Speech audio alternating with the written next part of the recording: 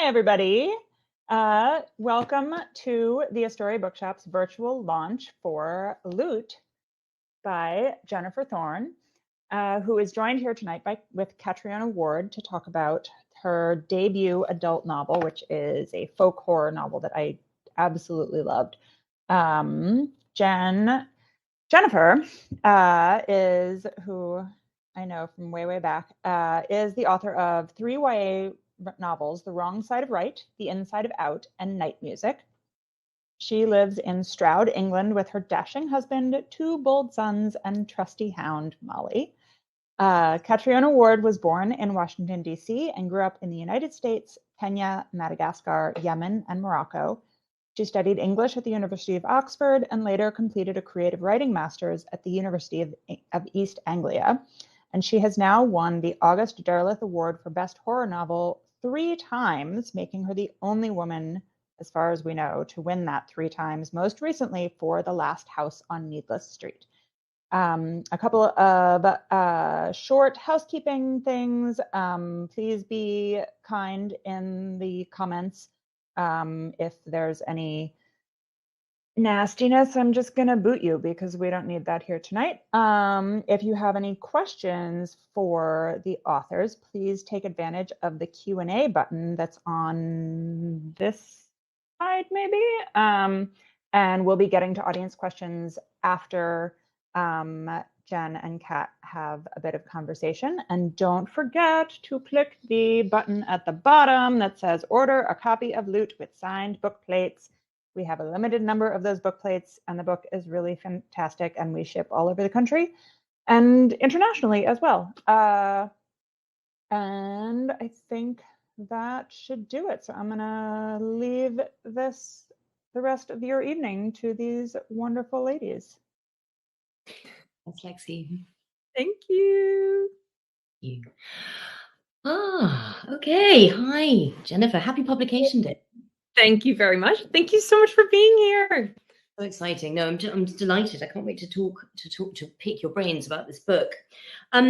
Just to open up the world for everyone who might not have read it yet. Do you want to give us a quick sort of introduction to the book and summary and outline it for us? Sure. Okay. So Lute takes place in the Isles of Lute, which is my invention. But it's an island off the coast of Britain in the Bristol Channel. It's sort of in the near future. And our protagonist, Nina, is an American by birth who has moved to the island almost 7 years ago because she married the sort of local aristocracy, Lord Treadway there. And became lady of this sort of crumbling manor on the island and joined the community there. And she's always thought it was kind of cute that they talk about this custom every 7 years. They call it the day, where they say they pay the price for what a lovely life it is there. But as the day approaches, she realizes her husband's desperate to get off the island and with her and the kids. And when that becomes impossible, she has to be there for the day. And she sees firsthand that it's not quite the superstition she thought it was. It's got such an atmosphere, this book. And one of the things that, Lute itself, it's that thing that I sort of always slightly resist, of being like, the setting is almost like a character in itself. But in this case, it really is. Yeah. And you're in Gloucestershire, am I right? Yep. Yep, in Stroud. You're transplanted to the wilds of Gloucestershire. Do you think that there's, as sort of Nina is transplanted to the wilds of Lute, and do you think there's something about being a stranger in a strange land and defamiliarization which works particularly well for horror? Yeah, I think so. I think there's it gives you that sense of, those moments in dreams when, where you become aware that you don't know what's going on. Yeah. I feel like that's the sort of element of horror that happens when you're a little bit alienated. And it's funny, here I did kind of settle in here pretty easily. I found a great group of friends, and having kids in school helps a lot. But there are these moments where, everybody's laughing about like a TV presenter or a comedian. And it just seems like this, but you just get this sense of disorientation, and I have no idea what's happening. And that it sort of throws you off. It makes you feel like the ground has been knocked out from under your feet. And then there's also the sense of being in something alone. You feel like you're going to have to navigate this on your own. There is no net, there's no support when you're new to a place or a culture or a community. But at the same time, I think that in some folk horror in particular, you have the kind of stranger character and they become increasingly alienated. Whereas in Lute, it was kind of the inverse, that she is welcomed into the community, and she has to learn to trust that rather than seeing herself as the outsider, because she's kind of putting that on herself rather than it being imposed on her. Yeah, because it's got such rich influences. I think comparisons to The Wicker Man is one, and certainly Shirley Jackson's The Lottery obviously is an immediate kind of, that springs out at you as that kind of paganistic sacrificial plot structure. What did you have any particular writers who you sort of had speaking over your shoulder as you wrote? I mean, definitely Shirley Jackson. I'd say Daphne du Maurier to some extent, the kind of Rebecca element of somebody not really understanding how to play her part. And having a slightly closed off husband that isn't willing to communicate it fully without giving too much. But yeah, I mean, the sort of folk horror elements, they were there, but I wanted to kind of flip the script a little bit on it, rather than having the whole thing be the sort of individual fighting against the traditions of a community.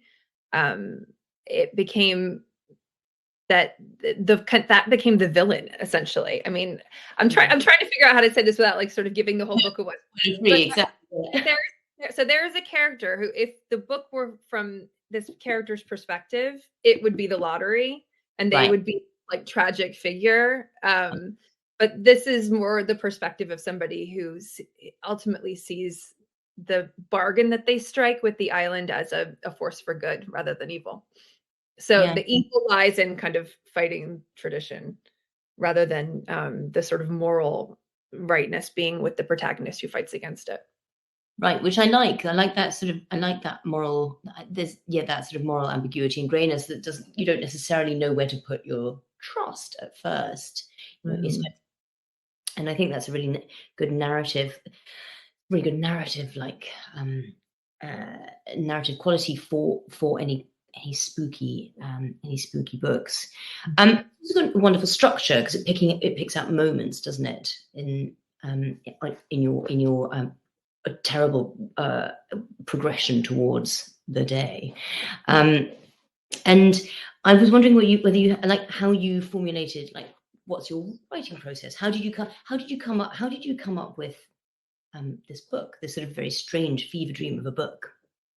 Well, I wanted it to be, sort of locked into her perspective and have, a lot of sort of moments of, like, there's a scene where she goes to the bathroom. This sounds like crazy. This is not going to sell the book. Me like, oh yeah, there's a scene where she goes to the bathroom, but you never sort of see these moments of like of life being lived. Often in fiction you skip over that and just get to the sort of high tension moments. But I wanted you to sort of be following her around relentlessly in the days leading up to it. To feel that you kind of couldn't get away from her because she couldn't get away from the situation either.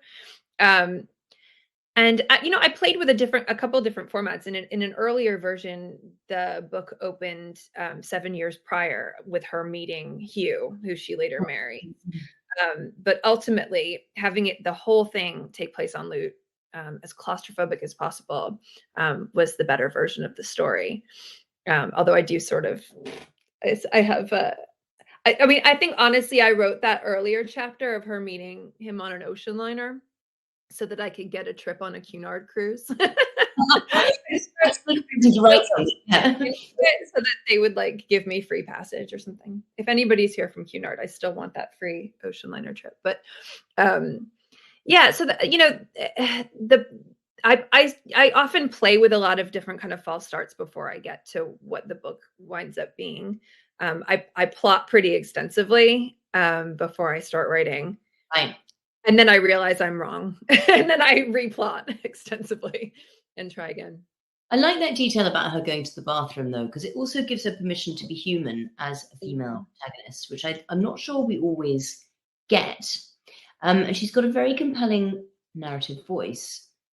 She's, as you say, she's our entryway into this world.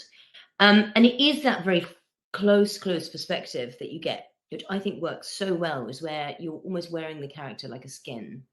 Yeah. There's almost an element of forcing the reader into this experience, whether they want to or not. I think is a fantastic horror technique. But you came, as Lexi's wonderful introduction what pointed out so well, is you came from initially from YA. And how did you find that transition? Like, obviously, I'm not going to say anything patronizing about YA and like imply that it's any less difficult to write. But this is a very adult book, I think. And I mean, I wouldn't give it to children. No. No, and my children are really mad about that because actually the other book that I wrote that she didn't mention is Construction Zoo, which is a rhyming picture book about animals and making friends with machines. And so my kids are very confused about, like, why don't you keep writing that? Like, why are you writing these books that I can't read? I think it was not a difficult transition. My ideas are not genre specific. I like a spreadsheet of books I want to write, and they're all over the place. But I will say there was a moment where I questioned myself and I said, that you can't write an adult believably. Yeah. You can only write exactly 17-year-old girls. I can barely as an adult believably. So, the idea. But then I thought, okay, I'm writing a character who is my age, who is American, who has moved to England with her British husband and has 2 young kids. And that is me. So, I mean, as soon as I realized that, I felt kind of idiotic and I got over myself and just wrote the rest of the book. But I really did, it was actually, I had written a lot of YA on contract. And then this was a book that I wrote completely on spec. No expectations of it being published. I just wrote it because I really wanted to write it. And that made for a really joyful writing process. Not always joyful. I kind of wept through a lot of the scenes. It was actually, I thought it would be a lot of fun to write this book, like kind of ghoulish, like, oh, I get to kill off all these people. And then every time I'd kill off someone, I would like weep because it's so much of the book about grief. And I don't think I realized that I was writing a book about grief until I was actually writing it. Yeah. It's funny how they catch you like that. I mean, they are hell to write. Awful. No, don't be writing, kids. It's no fun. Except when it is. That is really interesting. I mean, because that you realize they say you read to find yourself, don't they? And I wonder if that's true of writing as well. Do you write to find yourself as well? Yeah, I mean, it's funny. You think about these writers like Ayn Rand who just write these like massive fictional persuasive essays, and I don't ever have a point to what I'm writing. Like I'll get there, but I think I'm exploring something every time I write something, and I don't know what that is until I've finished the book. I mean, with this, I think it was really about how my attitude towards death and personal security. What I define as courage, what I define as my role in reference to a community versus as an individual. What is the morally correct choice, to protect your family unit above the larger community, or to see yourself as part of a larger scheme? And when people talk about defending their children, is that just sort of seeing their children as an extension of themselves? Is it a sort of slightly larger form of selfishness? So there were a lot of questions that I did not go into this realizing I was going to be examining, but that's what makes writing joyful and interesting and fulfilling, is that you get to ponder these things, but not directly, because I'm not philosophically minded enough to actually look at these things directly. I have to look at it through fiction and through story. I think, well, thank God, yeah, and thank goodness you did, because it means we get this delightful book. Delightful, maybe not quite the right word, but but I loved all that. I think I'm so glad you brought up the motherhood aspect as well, because I think that's really, I really liked seeing how how you handled that, especially in the sense of seeing your children as either just an extension of yourself, and how far you own them and how far you go for them.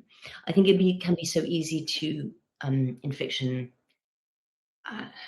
sanitize motherhood, and I think you avoided that really, really well. Did you find, so you were saying you did find yourself uncovering pockets of feeling, and pockets of feeling. Was there anything particular in relation to motherhood that you felt that you uncovered for yourself, or just in general as you were writing? Well, I think I've arrived at horror, through motherhood, for one thing, because I used to be very arrogant. I'm sure I'm still arrogant in lots of ways, but I'm not as arrogant as I used to be. I used to say, "Oh, I'm not afraid of anything. Nothing scares me." And then you have kids, and like the terror, it's just, you have this fundamental fear all the time of their well-being, their safety, their health, their happiness. And I don't think I really had expected that before I had kids. There were a lot of things I didn't expect. And then also this aspect that Nina has of, she's always questioning how good a mother she is, and whether she's doing the full role. She feels that people take a lot of responsibilities out of her hands, and she's constantly sort of berating herself about, how hands-on is she with them? Is she doing a good enough job? And I think that is definitely something that a lot of mothers, especially in the first years of parenthood, grapple with. Do I fit the role of mother? Am I doing this right? Which is, obviously exhausting and doesn't really help her situation. Yeah. It's really, it's those are tough things to reflect on the page, though. But I mean, really important to reflect on the page, but tough to sort of to bring that honesty to it, I think, because as you say, I mean, first of all, being a woman is body horror anyway, just full stop. And I think being a mother brings all this added dimension, a kind of almost cosmic horror, like existential doubt and worry. And I think that worry in itself, there's that worry about whether you're doing a good job and being in charge of those tiny lives. Because I'm not a mother. I find that particular aspect of the role of being a mother the most horrifying. I just don't know how you guys handle it. Well done. Would you like to read a little bit from Lute to give us a delightful portal into this world? So I will say there is an excellent audiobook, and the narrator, Victoria Blunt, does amazing accents, and I cannot compete. So I have chosen a scene with little to no dialogue, so I don't have to do Scottish. I hate dialogue. Yeah, it's no good. All right, so this is the day before, and it's structured that way. I think it's 3 days before, 2 days before, the day before, and then the day, and then that takes you through. This is the day before. The town's being weird. The village is weird. Nina has gone off to find her friend, but nobody's home. So there's this grove of ancient oaks And that's where they have this old, they call the tithe stone, which is really just kind of like a flat rock where they used to do human sacrifice, presumably. So she's gone off there and she sneaks cigarettes because it's like her little tiny rebellion. So she's gone off there in this scene. And then you'll see. By the time I reach the grove, there's a roaring in my ears, the wind and my pulse shouting over my thoughts, shoving them away. I slide between the trees, blink blearily at the leaves shining like stained glass above me, and locate my little stub. Lighting it with a match, I lean against the smooth trunk of a neighboring oak and draw several quick, woozy drags. Only then do I hear it. The sound, a low drone, so soft and uniform, it feels like it's coming from the ground. The hair on my arms rises. My fingertips sear sharp. The match is burned down too low. I bite my lip, wave it until it's dead, drop it, and suck my finger, all in silence. When I shift my weight, I feel a stick crack under the ball of my foot. I hear my own breath, and I hear them. More than one person. Their voices don't waver, don't pause for breath, one unnatural, long note. I peek through the trees, dizzied by the shifting light. I can't see anything but grove, but I know where they are. My stomach clenches, turns over, roiling with fear and something else. Familiarity. This tune that's not a tune. I've heard it before. I feel strongly that I shouldn't be hearing it now. Still, I have to see. I don't use the trail. I pick my way in silence between wide oak trunks, holding my breath, exhaling slowly.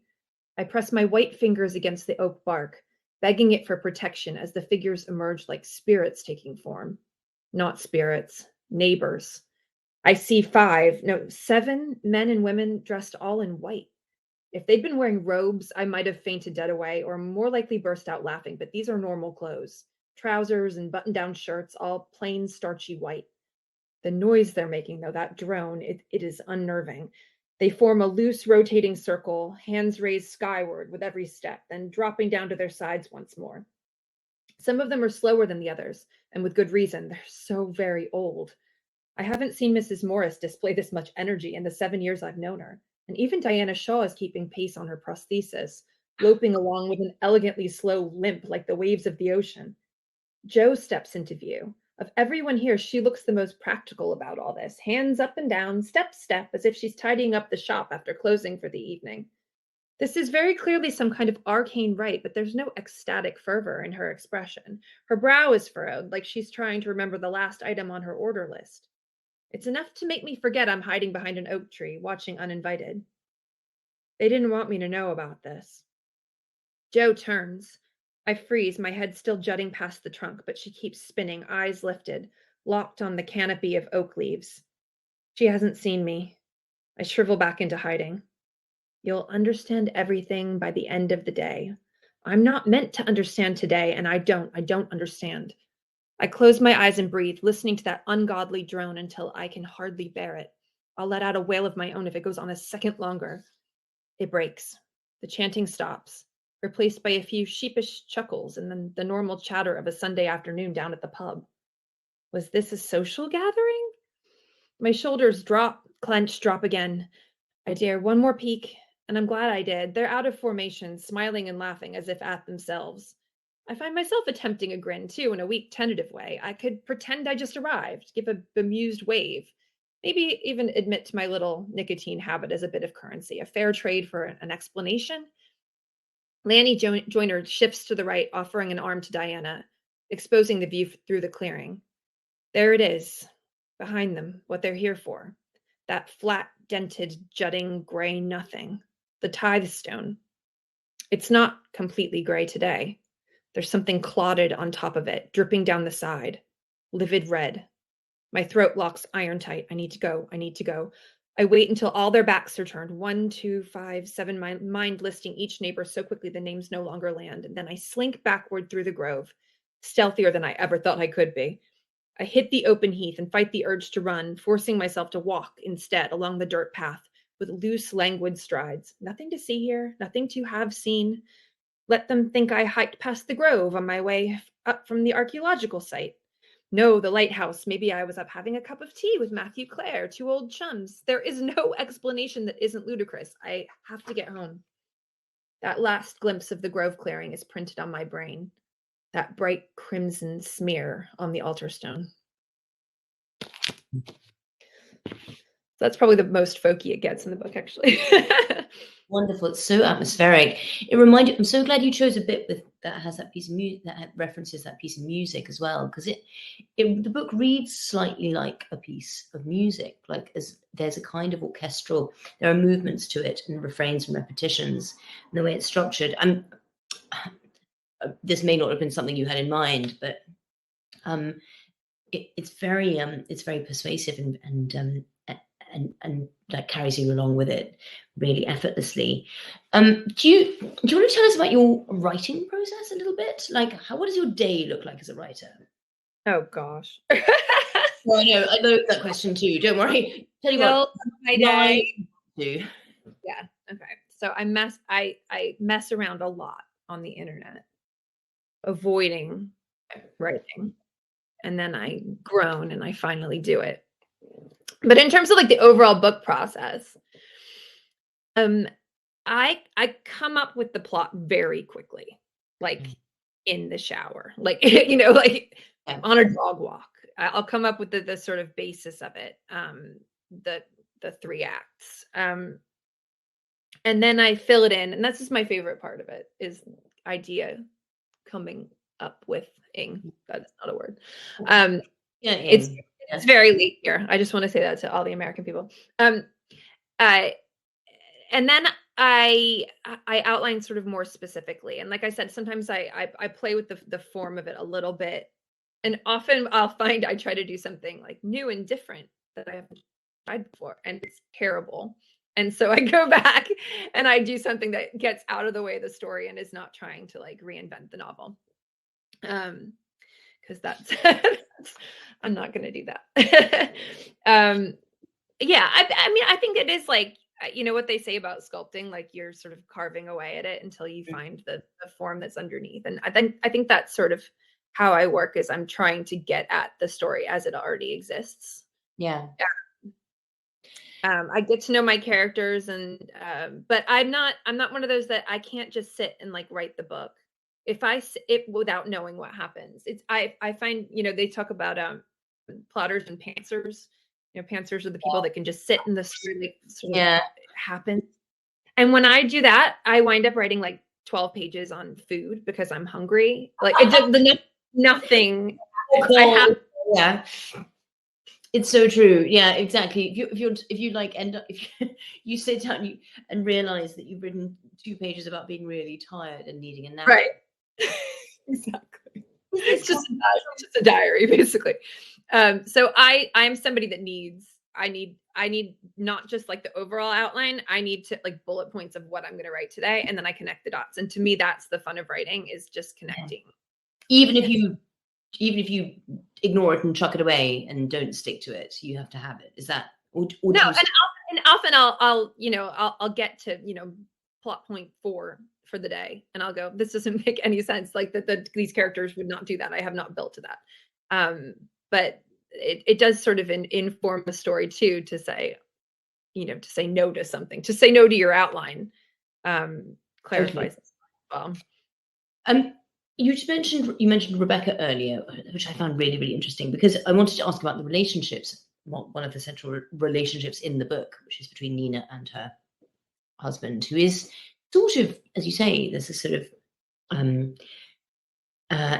absentee mysteriousness to.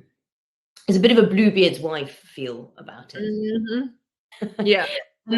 And do you tell me a little bit how you felt, like how you came up with that, and how it felt to like unfold that over the course of the book? I think so. I think that they have a real relationship. It's not a fraudulent one, but there are many reasons that she could suspect that it was. He's out of her league in many ways. She's been like unloved and emotionally abused for a great deal of her life.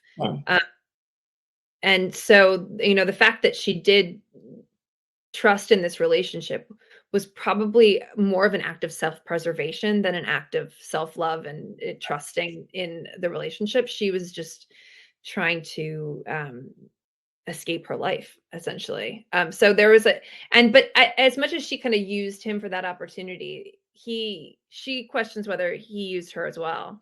He's somebody that has not been very comfortable with his role as the leader of this island. He's not comfortable with the day and the tradition of it. He's terrified of it. And, the fact that he brought home a bride the year that he avoided his responsibilities, it was pretty convenient. And I think she recognizes that. But I think he's a nice person. He's a nice guy, but he's not a good person. And you start to see the difference between those things over the course of the novel. That's distinction. Yeah. That's a very precise and well-made point. She reminded me actually of another Shirley Jackson character, of Eleanor Vance, in the sense that, seeking, like, Shirley Jackson is never sure that horror and, say the eternity in the clutches of Hill House isn't preferable to the natural decline and continued abuse of her life. And there was I thought I caught echoes of that with Nina as well. I felt like, yeah. Well, it's funny when people talk about Hill House, like the tragedy of the ending. I'm like, is it though? Yeah. Exactly. He was really having a rough trot. And maybe it was the right decision for her. I don't know. I mean, I know. Do you remember that bit in Hill House? Yeah, there's obviously the horror harbinger. All of Eleanor's harbingers, as she proceeds to Hill House, that should warn her off it, and warn her away from this terrible thing, actually turn out to be things warning her away from her own future. Should she not go to Hill House, like the old lady in the street? And sorry, I'm obsessed with Hill House. Obviously, it's but I thought so much in that book. For such a slim, it's just I'm a huge fan. Obviously, I think that she was definitely. I'm not sure that I see Lute as sinister as Hill House, like as the sort of malevolent. No, I think I meant just her like Nina's background and her. Yeah, she's kind of like a sort of a foundling, she's sort of, it's almost like she's washed up on the shore and she's she doesn't want to believe that she fits anywhere until this sort of experience changes her and stitches her to the community there. Yeah, I can definitely see that. I hadn't thought about that. Yeah. And Lute, obviously not based on a real place. It is a bit. So, do you know Lundy? That's out in the Bristol Channel. Oh, that's amazing. It's based on Lundy. Based on Lundy. It's based on Lundy. I took a lot of details from Lundy. Whenever I'd get stuck on like geography of my fictional place, I would just look at my little aerial map of Lundy. Oh, wow. I added some additional islands and a deadly curse. Lundy, as far as I know, does not have this. But it does have National Trust wardens, and it does have a ferry, and it has a campsite and vacation rentals, and it has a big castle called Morisco Castle, and a very, very interesting history, including somebody who moved to Lundy and like declared it his own country and like had his own currency for a little while, and nobody really bothered him about it because they didn't care. Well, it's got a sort of air of well, now I know Lundy, but also slightly of that Avalon, the hidden isle, the sort of like kind of blessed and eternally fruitful isle. So it's got these mythological kind of things anchoring it, as well as and as I just discovered with great glee, the Lundy things anchoring it to real life. So have you been to Lundy a lot? I have not been to Lundy. I would like to go. Okay. And so it's like imagined place for me. I will go, and it will be very interesting to see what I got completely wrong, but it's fine because it's fiction. In terms of the mythological aspects, I love Celtic mythology and ties to Arthurian legend, and the shining ones, the Tuatha and the old Druid god. I mean, when I was a teenager, Lexi will probably remember this. Lexi, the bookstore owner. I was obsessed with like being a Druid priestess. I thought that my life was not worth living because I didn't live, in the Arthurian era. Yeah. And I like summon the sun with my sisters every day because that's just, totally normal for a 14-year-old. I still feel like there's this undercurrent of mythology sort of underneath everything. There's this possibly sinister, unknowable, mysterious undercurrent, at least in my imagination. So I like to. Yeah, that's right. And also, I think that's what's really interesting about this book is it's a bit like a confirmation of what you've always suspected. Right. Better is worse. Yeah. Yeah, you've always suspected that somewhere, on the really beautiful site, someone's doing it, like some kind of human sacrifice at some point. Right. It has such a feel to it. Do you have? I've got 2 questions. Well, no, I have 1,000 questions, but I'll ask these 2. Do you have a favorite line in your book? Is there one line that for you, just either when you were writing it, you came across it and it made the book sing for you, or just one you really like, where you were like, yes, I don't have it right in front of me, and I can't quote myself. And honestly, sometimes people quote my books back to me, and I'm like, who's that? Like, what? Yes, that one. But there's a line later in the book when she's realizing how she talks about how brief life is and how miraculous.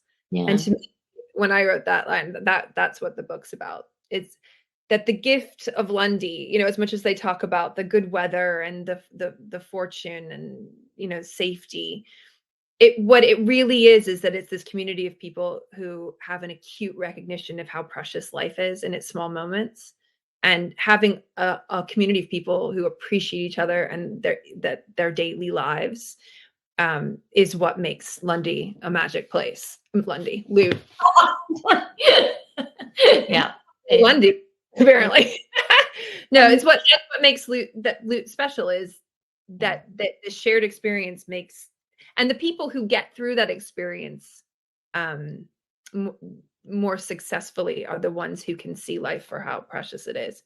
Because the truth is, whether it happens on the day or not, we're not getting out of this alive. You have to reckon with death. And if you can't, then you're not living life as well as you could be.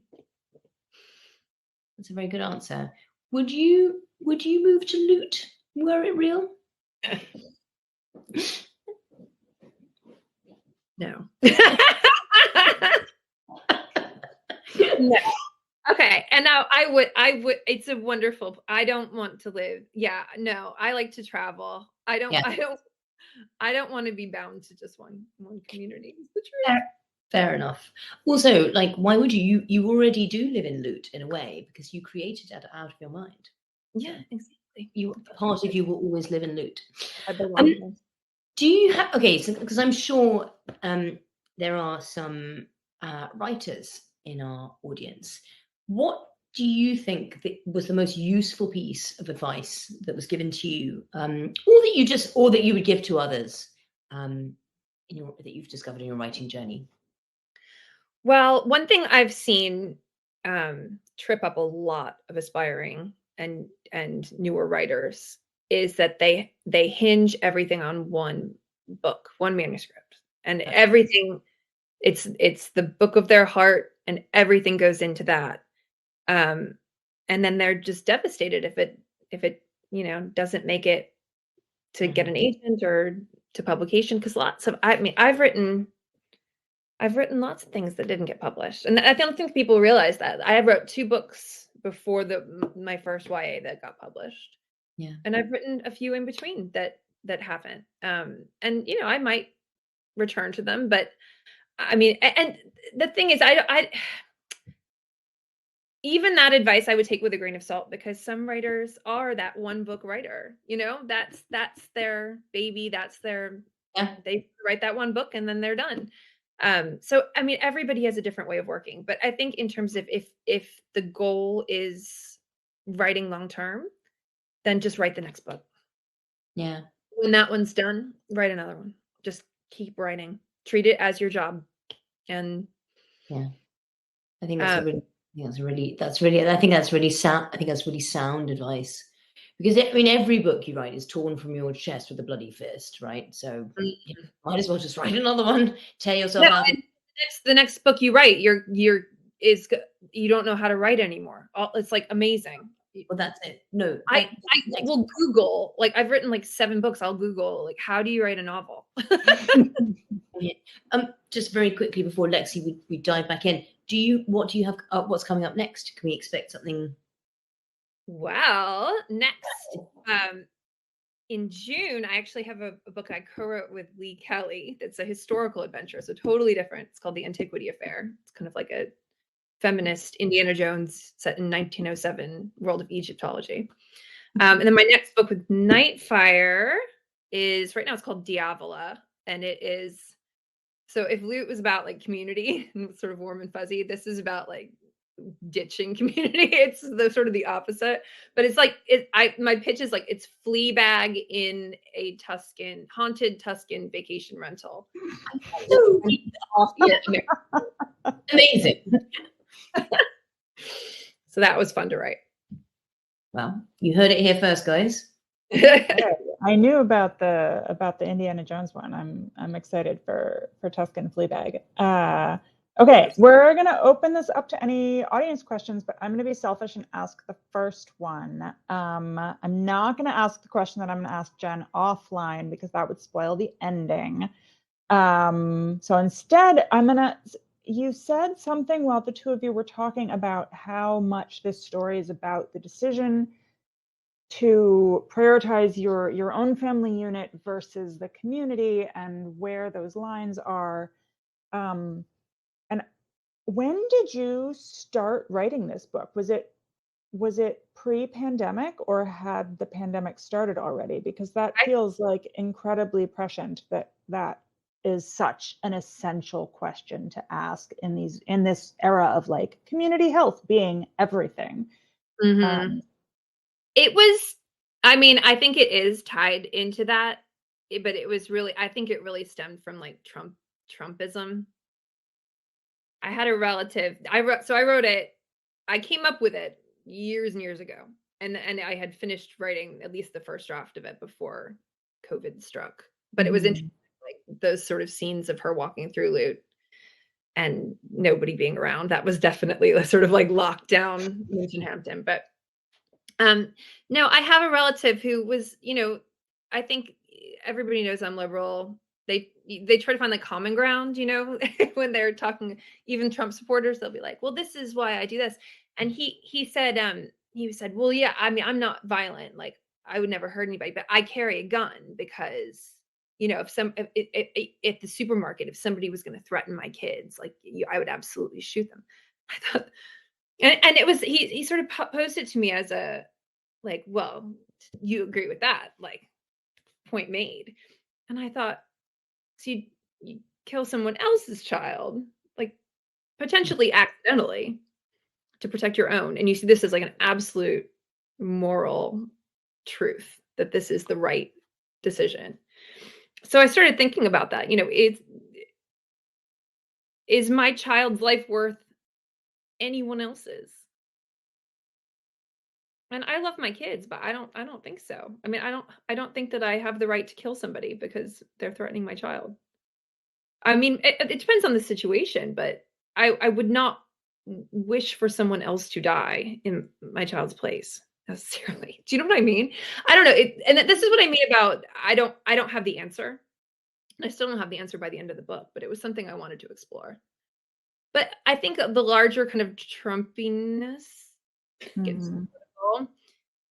I think a lot of fear, and I think fascism often rises out of this sense of self-preservation, of threat, that you feel yourself and your family is threatened, whatever you see as the extension of yourself, people who look like you, people who speak the same language. And so, you start to sort of become tribalist to protect that, rather than seeing everyone as worthy of life and all the things that you've been given. Yeah. I say I don't want to get too political, and then I'm like, get as political as you want. It's your book. It's your launch. And also that was really nicely put. The setting of having this war going on beyond the boundaries of Lute at some indefinite point in the near future was a really interesting way to position the narrative, so that like there is a clear and present danger in the world at large, and Lute is like so specifically protected from what's going on. I read this by the pool at a hotel at a bookselling conference, and felt very much like, oh, I am completely in the bubble of Lute right now, with like God knows what going on around me, and I'm here sitting at a pool and reading this great book, and like yeah, it felt like an incredibly appropriate place to be reading it. Do we have any other audience questions? You can type it into the chat, or you can use the Q&A button on the side, or I can just keep asking my own questions of Jen and try not to spoil it. Yeah. So in terms of like, you get asked this question. I loathe this question on panels in a particular form. What is horror? And also, what is women and horror? Why women? Why horror? But I do think, and just touching on what we were, I think, just on, we briefly touched on it earlier with the idea of just being a woman is body horror, really. What do you think?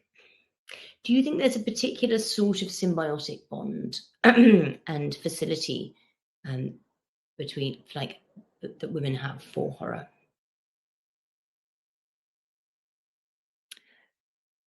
I think that women might be a little bit better at admitting that we don't know things. And I think that horror is fundamentally about the unknown and the unknowable, and how you react in the face of that.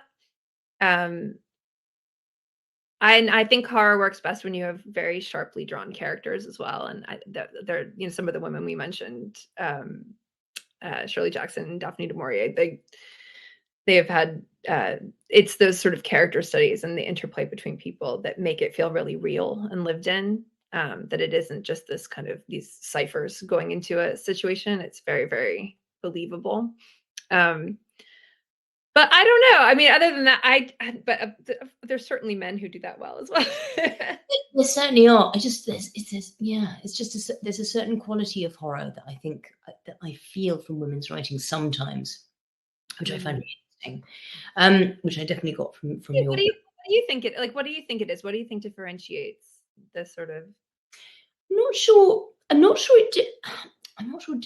Like you, I'm feeling my way in the dark here, because it's a bit like that definition of porn. I'll know it when I see it. Yeah. But I do think that, like, the Gothic and sort of, Protean forms of horror are evolved to discuss. Seems to have evolved in order to discuss justice, gender, power structures, and also, I think in some cases, to smuggle in things which perhaps the discourse of the time wouldn't necessarily have allowed them to discuss then. And in that way, it almost seems like a sort of, at least back then, a kind of encoded language. It looks like horror, but actually it's just a way of, it's a sort of subversive protest discourse. I suppose that's what I was thinking of, really. I do think that women know how to admit that they don't know anything, so that does help. And I think maybe that all of that inherent, up until quite recently, you might die from fulfilling your so-called, biological destiny, as the incels would have it. You could die from just by being a woman, just by giving birth, just by. And there's that your voice being dismissed aspect of it. Right. Yeah. That the sort of gaslighting of that you can voice this experience, and you're not going to necessarily rally the troops because you're a woman. You're irrational. I just finished watching Men just before we started this panel, and I was like, it fits into your book. But yeah, that's have you seen it? I haven't seen it yet. I really want to. It's pretty much. The trailer scared me. It's funny. Horror novels, very. I love horror novels. They don't scare me. Yeah. Horror movies. It's something about the visual. It's the music. You know what it is? It's the music. Oh, but the trailer for that scared the life out of me. It is very scary. Also, I think there's a certain, almost like when you're reading, you create the reader and the writer create the horror in the interaction between them. Like there's a space between, you have the text and you have the reader's imagination, and there's a sort of almost like an element of consent, if that's not the right. And you can always put it down and come back. And half of it is being made by each party, at least. Like we only write half the book, the rest of it is in what the reader says. Whereas on film, you're like, it's just all there. It's made for you, and then that visual, it's just so present. That visual aspect. I'm exactly the same as you, by the way. I cannot watch. Well, I just did, obviously, but I'll regret it. Believe me, later tonight I'll be, You know what book really scared me? Like really scared me was The Mirror and the Light. Really? The experience of reading that book, I found it so upsetting because you know what's going to happen at the end, and you just see all these ways that the trap is. Ooh, that book scared me. But it's not hard, but it was to me. Or is it? I mean, is there horror in all good writing? Who knows? But also we lost dear Hilary Mantel not too long ago, which makes it very poignant. But yeah, I think that's a really interesting point. Terrifying in a way, that book.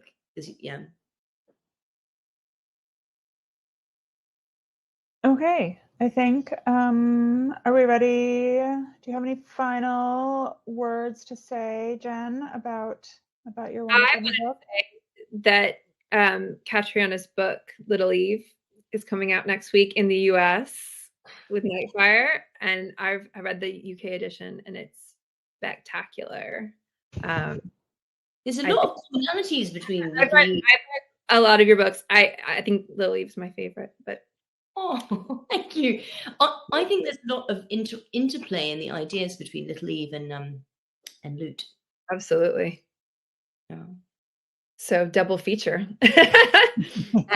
Both. Season.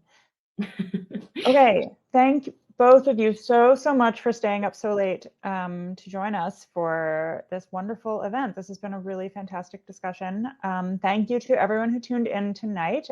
We have a little bit of a backlog in uploading our events to YouTube, but we do have a YouTube channel with recordings of our events.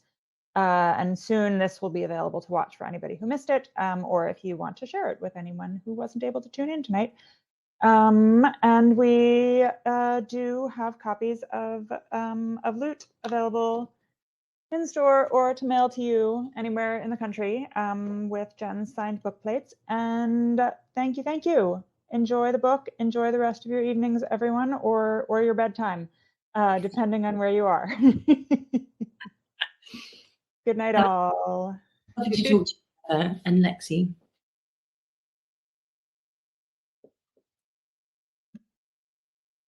Oh. Well done. Okay, now how we stop recording.